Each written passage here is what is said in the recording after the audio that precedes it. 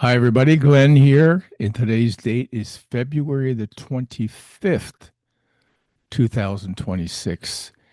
And all I got to say is, I did it. I did it. I had a conscious out of body experience. And I'm going to share it with you. And I've been kind of quiet about it. This happened back on the 9th of this month, the 9th of February. And I have it all journaled here in my journal. Um, I have it written down on what happened. And, I would, okay, how comes this happened now? Like, I started the Gateway series 3 years ago, maybe about 2 years ago, I think it was. Yeah, about 2 years ago. Maybe it was three. I'm not sure. I'm feeling kind of giddy right now. I'm tired and I'm feeling kind of good and kind of giddy about what happened. And all I can say is if you like this video, like it and share it. And if you have any questions about what happened, you can send a message in the comment section of the video, and I'll be happy to get back to you. But I guess what I'd have to say is the reason I think it happened is because I felt good. I went to bed feeling good.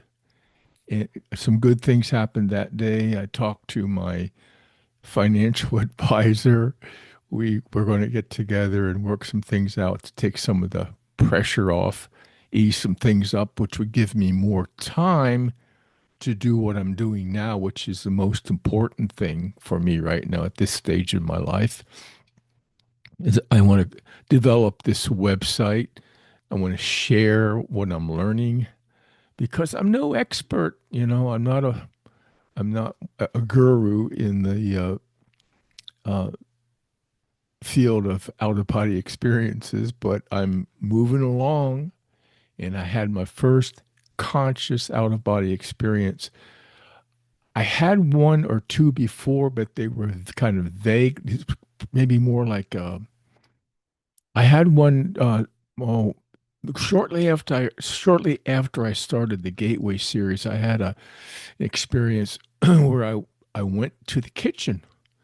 I went to the kitchen of our farmhouse and was in the kitchen, and everything looked about the same except the colors were different.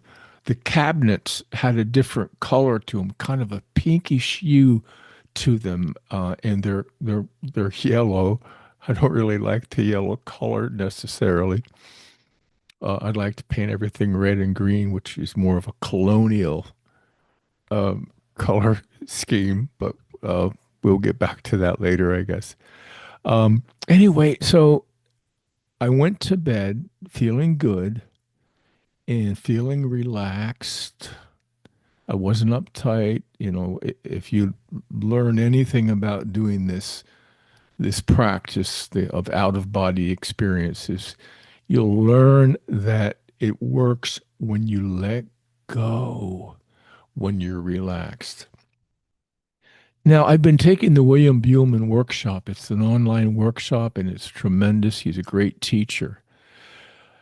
And but I was browsing through the internet before I retired for the evening, coming up with a plan for my OBE practice, my OBE exercise, which usually happens between 3 and 4 o'clock in the morning.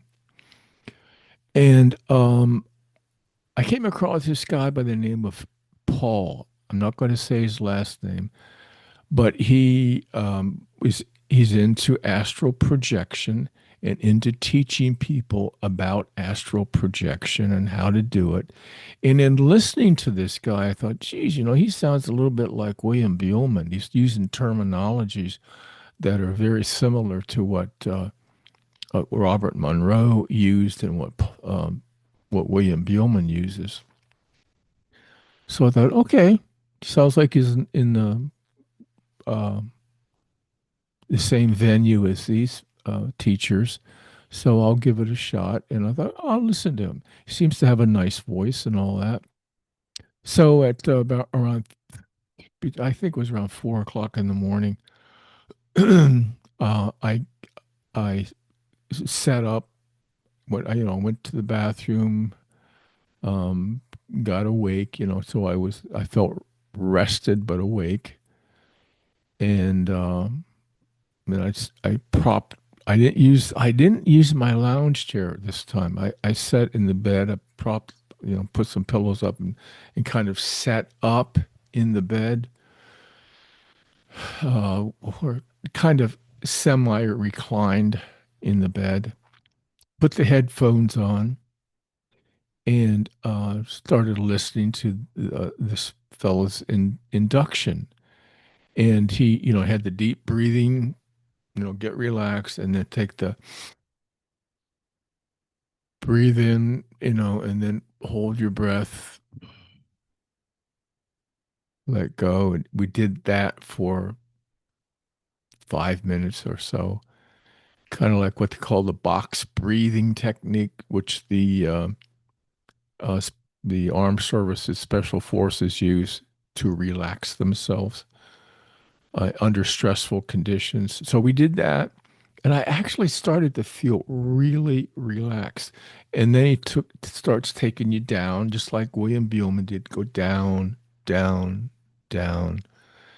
And it was like that feeling that I was just I was relaxing, like really, really feeling super relaxed. And then he started okay, we have to start doing and visualize, or not visualize, it was feeling.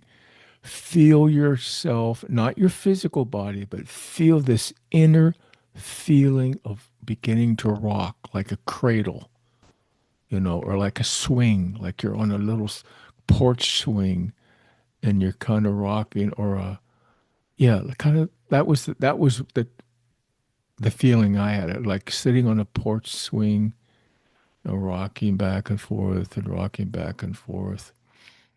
And then I started to feel the vibrations.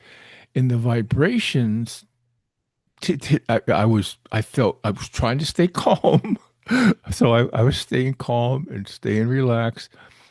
Um, but the vibrations felt like times when I got on a prop plane, a prop airplane, not a jet, but like a twin engine prop plane that they use in smaller airports. Uh, it felt like that. It was kind of a hum and a vibration when it takes off. That's what you feel. That's what it felt like. And I kept going with the inner feeling, because I really believe that the communication that we have on the inner planes is it's kind of a different type of communication, because it's feeling. You're feeling this, and the feeling becomes real. And all of a sudden, it's just like boom. I had this all planned out. What I was going to do, I was going to roll out, get 10 feet away, like William says, get 10 feet away, because you want to get away from the magnetic pull of the body. So, I, boom, I'm out. It's like I'm out. I'm out. And I went 10 feet away. I went 10 feet away, and I can't say I didn't see any body. Like I didn't hold my hand up and go, "Wow, you got 6 fingers there," or I didn't do that.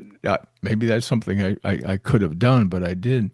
I just got 10 feet away, and it's like I'm trying to stay calm, but I'm kind of inwardly, wow, like, and I, my attention swung around to, I guess it's like almost like a 360-degree vision. It's like you can see in all directions at the same time. It's hard to explain, but I saw.